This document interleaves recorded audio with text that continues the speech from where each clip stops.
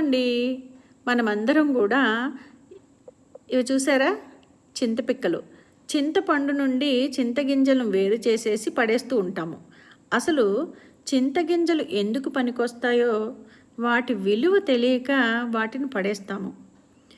వాటిని ఎండబెట్టి ఆ పొడిని నీళ్ళల్లో కలిపి త్రాగితే చాలా లాభాలుంటాయి.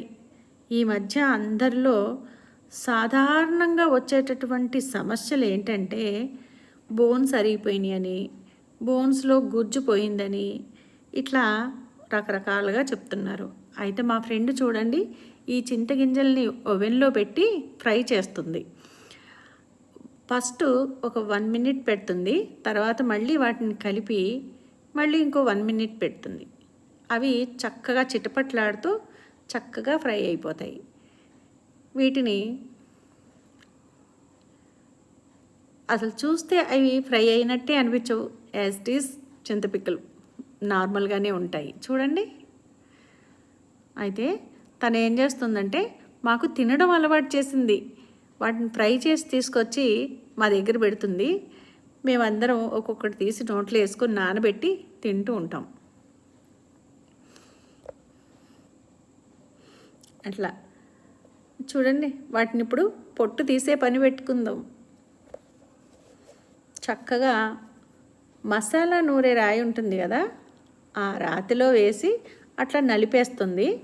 ఈజీగా పైన పొట్టు వచ్చేస్తుంది. ఫ్రై అయినప్పుడు ఆ పొట్టు కొంచెం గింజ నుండి లూజ్ అవుతుందన్నమాట. దాన్ని నలిపేస్తే అది ఈజీగా వచ్చేస్తుంది. ఇదిగో మసాలా నూరే రాయి, ఈ రాయిలో వేసి చక్కగా నూరేస్తుంది. అప్పుడు పొట్టు చక్కగా వచ్చేస్తుంది. ఆ గింజలన్నీ కూడా విప్పదీసి చూడండి. చాలా లాభాలు ఉన్నాయి మనకు. ఒకటేమో డైజెషన్కి చాలా మంచిది ఇది. తర్వాత షుగర్ లెవెల్స్ కంట్రోల్ అవుతాయి దీంతో. తర్వాత ఇందులో చాలా యాంటీ ఆక్సిడెంట్స్ ఉంటాయి ఇవి. కానీ లిమిట్లో తినాలి. అది ఏదైనా కొంచెం లిమిట్లో తింటే, ఎక్సెస్ తింటే ఏం కాదు, కానీ కొంచెం డైజెషన్ లో ప్రాబ్లం అవుతుంది. డైలీ ఒక 5 లేదు 10-15 వరకు తినొచ్చు. 10-15 వరకు తినొచ్చు, తప్పేంది, ఏం కాదు. అయితే కొంచెము గట్టిగా ఉంటాయి కాబట్టి కొందరు పండ్లు ప్రాబ్లం ఉన్న వాళ్ళు నానబెట్టుకొని కూడా తింటారు.